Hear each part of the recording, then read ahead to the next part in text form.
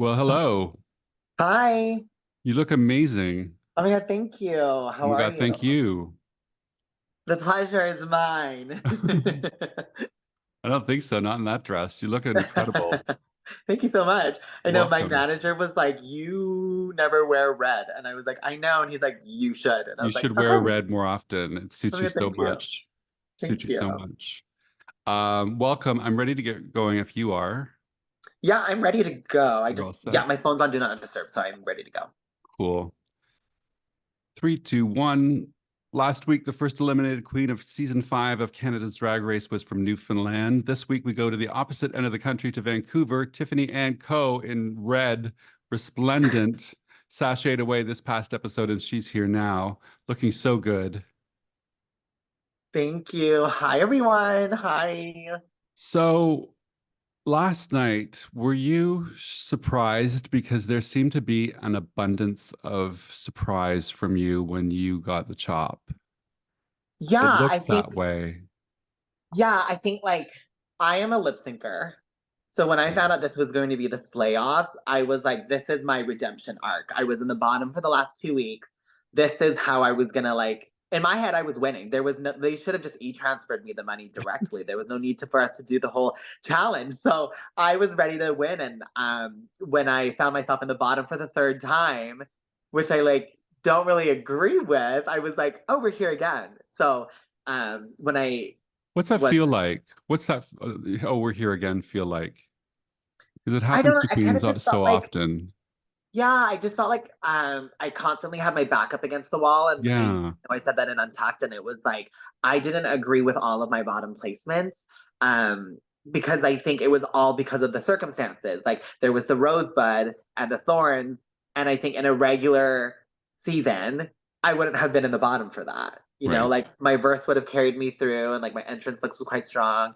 Episode 2, I was like, yeah, sure, put me in the bottom. I agree. Like I didn't do the best there, but this challenge as well, I was like, here we are, and I know I ate my lip sync. Like I've been doing Tate McRae X's since the song came out. There's no way I lost That's the that. thing is you. That's your song. Yeah, so I was very, very surprised, and I think like this just goes to show like you never know what could happen in a competition like this, and you kind of just have to be prepared to like to expect the unexpected, really. Yeah, you had an infinite amount of confidence in Yeah, your asides and your confessionals. How much of that was for real, and how much of that was just like not fake it till you make it, but I'm going to just put out what I think I want to display. yeah, Do you know what I mean? As a yeah. Like, was as a I real contestant, in my confessionals or was it a was character? that all real confidence? Because it was a lot of confidence. So was it Yeah, all real confidence, or was it I'm also competing and I need everyone to see that I am confident? I think it's a mix of both. Because, like, Yeah, for me, I am quite a confident person, but we also have those days where we do feel insecure. And, like, I have severe imposter syndrome sometimes, but I kind of feel like you have to just keep pushing, right? And, like, in a competition, I don't want these girls to see that I'm weak because if they see that that's what you're I weak, meant. that's when, yeah. Yeah. And so it's like you kind of have to keep going. And, like, I think it's a mix of, like, me, that's who I am because I do believe so wholeheartedly about my drag and what it represents. So I do stand behind everything that I said, but at the same time, there were like that's why you see in episode 2, I didn't really fight that hard for the beaver because I'm very self-aware and I was like, I do feel like I was the worst that challenge. So yeah, put me there, but I'll send somebody home. It's fine. Like I'll Hmm. look because I know that's my strength is lip syncing. So it's I don't know how to like if I'm answering this properly. It's No, like a you mix of are, the you are, because two. I sensed that when I was watching that there was a lot of true, authentic confidence there, but there was also a lot of gamemanship going Yeah. on, not letting anyone see your cracks at all. Yeah, yeah, and I think, like, because 'cause I'm small, I'm, like, 5'4", and, like, everyone else is tall, so if you see this, like, small girl that's, like, also, like, starting to spiral, it's easy to pounce on her, right? So Very I'm, like true. I also have to, like, puff my chest a little bit too and be like, "If you wanna play, let's play," like, kinda Yeah, thing, so yeah. because I feel like Drag Race has kind of become a game in a way, because it's, like, strategy involved now, especially with, like, this season with the Beaver and how the lip sync slay off sweat, there was strategy behind it. Yeah, there was. I want to talk to you about your name, Tiffany and Co. You came in your traditional and the classic Tiffany blue outfit. I wondered, have you ever had any problems from Tiffany and company? No, they've never said anything. I think at the end of the day, I was a drag queen with like no followers, like with no clout. So I don't think they ever like knew that Right. that I even existed. Part of me thought like I know in previous seasons with the US franchises, like some of the girls they had to change their names a little bit. Oh, did they? So yeah, I think there was Like who? like Jan had to change her name because I was following Jan before she got on Drag Race. Oh, right. Um, and same with Britta. So some girls had to change their name. So I was ready to drop the Anko and just be Tiffany Tiffany. if I needed to. But it, I haven't had Nothing's anything so happened. far. Yeah. Well, Tiffany, if you're watching this, leave Tiffany Ann alone. Let her Tiffany, if have you're her watching this, name. I want a brand deal. I think we need a partner here, you know? Talk to us about imposter syndrome a lot that you have, Yeah. because I think that happens a lot to a lot of queens, a lot of people. Yeah. I think like I it happens to a lot of us and it's not talked about It's often, I not. think. And I always feel like for me, I'm kind of like, how did I get here? And it's even getting on Drag Race. Like, I know I work so hard and I know what I'm capable of, but I also like looked around my room with my other castmates. And I think I look at everyone with like such bright eyes and like to have names like Michaela Couture and Jaylene Time, like that were on here, look, names that I've like looked up to for a while. And to be in the same room as them, I was like, okay, this is going to be like, I don't think I came in as established.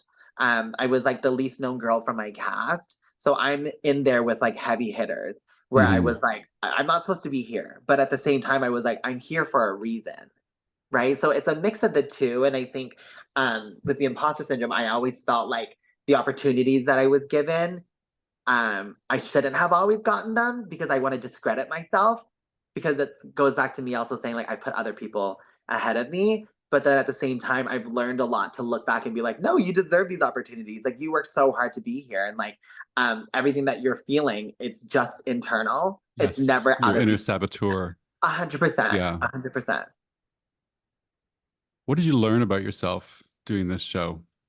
I learned that I'm a lot more open than I thought because I'm quite closed off when I like make connections with new people.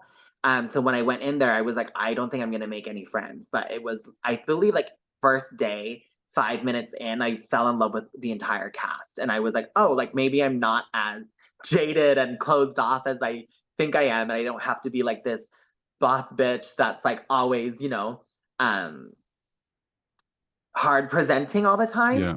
that I can that there is that softer side to me that I'm able to like show to everyone else.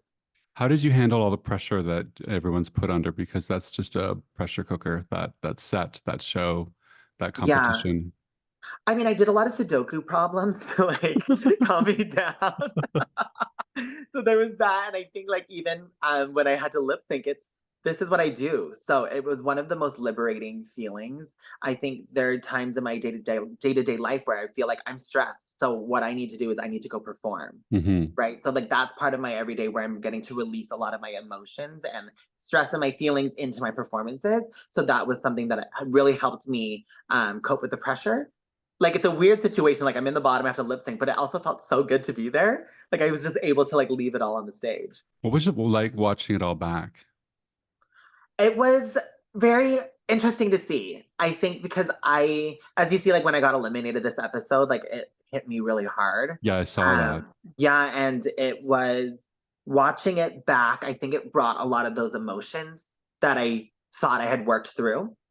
But because like we don't see it, so you're like, okay, like you just talk to yourself every day and you like process it and you talk to your castmates about everything. But then like watching it back, so you can visually see it. Yeah. Like I believe yesterday at our viewing party, I like cried for like 2 seconds, and I'm not a crier. Like I haven't cried in 7 years until Drag Race, so it's like that's why I said you put something in the water where I like cried every day, and like I think it just unlocked something. So um, it's like it's a weird feeling to watch it back, but at the same time, it's great because I feel like these are memories that are going to be immortalized, where I'll get to look back on. Yeah, such an amazing experience. Totally. What are we as an audience missing by having you gone from the show now? Well, am I allowed to swear? Sure. Well, no, you better not. My producer will kick Okay. me. Well, my verse says gorgeous something, you're not going to have any more of that on the season because I'm no longer on it. There's no more pretty people left. You sent them home. What's going on with you now? Now I'm currently, I like to call it the ABG World Tour. So I was very fortunate where I got to go do the viewing party in St. John's with my sister Terra Nova for her episode. And then I went to Victoria. I'm in Calgary now. I'm going to go to Edmonton. So I think there's going to be a lot more of me popping all over Canada. And I would love to one day produce my own, like the ABG World Tour, where it's a full concert experience where fans and audience get to watch me eat the stage for a solid hour. Well, I wish that for you too. Thank you so much Yeah. for coming on the show. I appreciate you and Thank all you the so much. best. Thank you. That was great. Thanks, Shaun. That was Thanks, great. Amy. Sorry, TL. Oh, that's okay. It's okay. No, It says Amy on yeah, the screen. it says Amy, yeah. All right. Bye, everyone. Okay. Talk Have a to great you weekend. soon. Thank you. Bye. Bye.